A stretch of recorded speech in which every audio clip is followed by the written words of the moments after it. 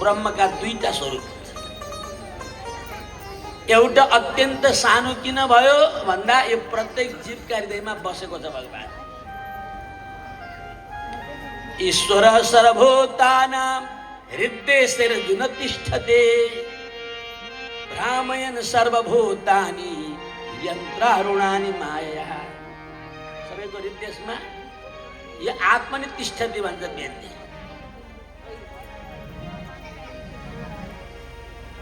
एष हि हृदि भन्छ वेदले। जीवात्माका साथमा परमात्मा हृदयमा सँगै बस्छ।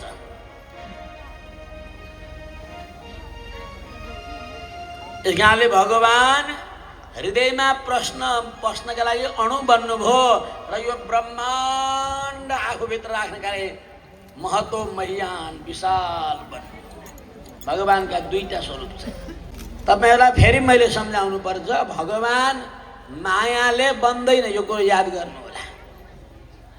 जो ज्ञानीहरूले विद्या र अविद्या नामका दुईटा माया हुन्छन्, ब्रह्म निर्गुण निराकार निर्विशेष हुन्छ। त्यो अविद्या नामको माया ब्रह्ममा प्रवेश गर्यो भने ब्रह्म जीव बन्छ। विद्या नामको माया ब्रह्ममा पस्यो भने ईश्वर हुन्छ भन्छन् ज्ञानीहरू। त वेदले त्यसको खण्डन गर्छ र भन्छ होइन होइन, ब्रह्ममा माया जानै सक्दैन। यसले ब्रह्म जीवात्मा बन्दैन। जीवात्मा अलग वस्तु हो, माया ब्रह्म अलग वस्तु हो।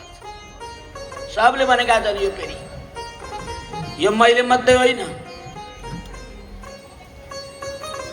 गीता रामायण भागवत उपनिषद सबले एक स्वरमा भनेको छन् जीवात्मा ब्रह्म होइन र जीवात्मा ब्रह्म बन्दैन। यो कुरो लेखेर राख्नुहोस्।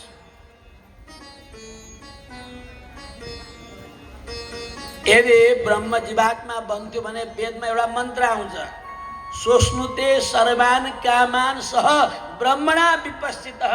स ब्रह्मणा गुरुदेव, स ब्रह्मणा ब्रह्मका साथमा बस्छ जीवात्मा।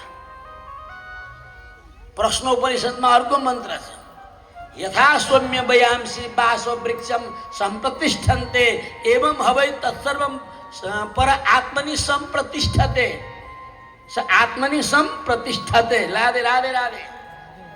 यदि जीवात्मा ब्रह्म हुन्छ ब्रह्म भइगयो भन्नु पर्दैन नि। कति राम्रो इक्जाम्पल छ प्रश्नोपनिषदमा। यथा सौम्य हे पुत्र, यथा सौम्य वयांसी वासो वृक्षम सम्प्रतिष्ठन्ते। दिनभरि आकाशमा उडेका पक्षीहरू बेलुका कहाँ गएर बस्छन्? वृक्षमा। कहाँ बस्छन्? यथा सौम्य वयांसी वासो वृक्षम सम्प्रतिष्ठन्ते। तर वृक्ष हुँदैन। त्यसै गरी एवं हवै त्यसै गरी ये आत्मनि सम्प्रतिष्ठते। यो जीवात्मा पनि ब्रह्ममा गएर सम्प्रतिष्ठते, गएर बस्छ, ब्रह्म हुँदैन। यदि ब्रह्म भइसकेको भए त आउने जाने चक्कर सिद्धि जान्थ्यो नि। फेरि शङ्कराचार्य पुनरपि जननम पुनरपि मरणम पुनरपि जननी जठरे शयनम य संसारे खलु दुस्तारे कृपया पारे पाए मुरारे किन भन्नु पर्थ्यो? त्यस कारणले ब्रह्मका साथमा जीवात्मा गएर बस्छ, तर जीवात्मा ब्रह्म हुँदैन। यो त वेदान्त सूत्रले भनेको छ। भोग मात्र साम्य लिङ्गाच्च ब्रह्मसूत्र। जगत व्यापार वर्जम ब्रह्मसूत्र वेदान्त। अस्मादिवच्च तदनुपपत्तिः ब्रह्मसूत्र वेदान्त। जसरी यहाँ ढुङ्गा माटाका टुक्राहरूसँग ब्रह्मको तुलना हुन सक्दैन, यस्तो तुच्छ जीवसँग त्यो पर ब्रह्मको तुलना पनि सम्भव छैन। जीवात्मा ब्रह्म बन्दैन। राधे राधे। त्यसो भए के गर्छ? सधैँ हामी यस्तै रुन्चे पिन्चे भएर बस्ने हो त भन्दा होइन होइन, त्यसो होइन। रसो वैसह रसहेवायम लब्ध्वानन्दी भवति। ऊ ब्रह्मलाई पाएर जीवात्मा आनन्दित हुन्छ। भगवानसँग भएको सबै गुण जीवात्मालाई भगवानले दिनुहुन्छ। भगवानसँग के हुन्छ दिने कुरा थाहा छ? भगवानसँग हामीलाई दिने कुरा के हुन्छ? छैन, थाहै छैन।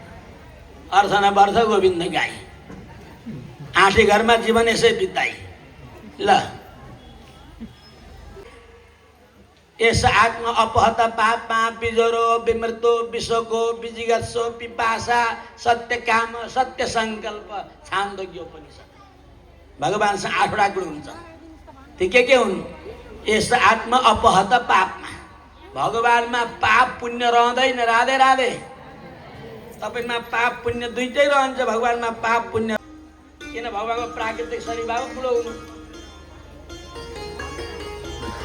त्वं ब्रह्म परमं व्योम पुरुष प्रकृते पर। प्रकृते पर भगवान प्रकृति भन्दा पर छ।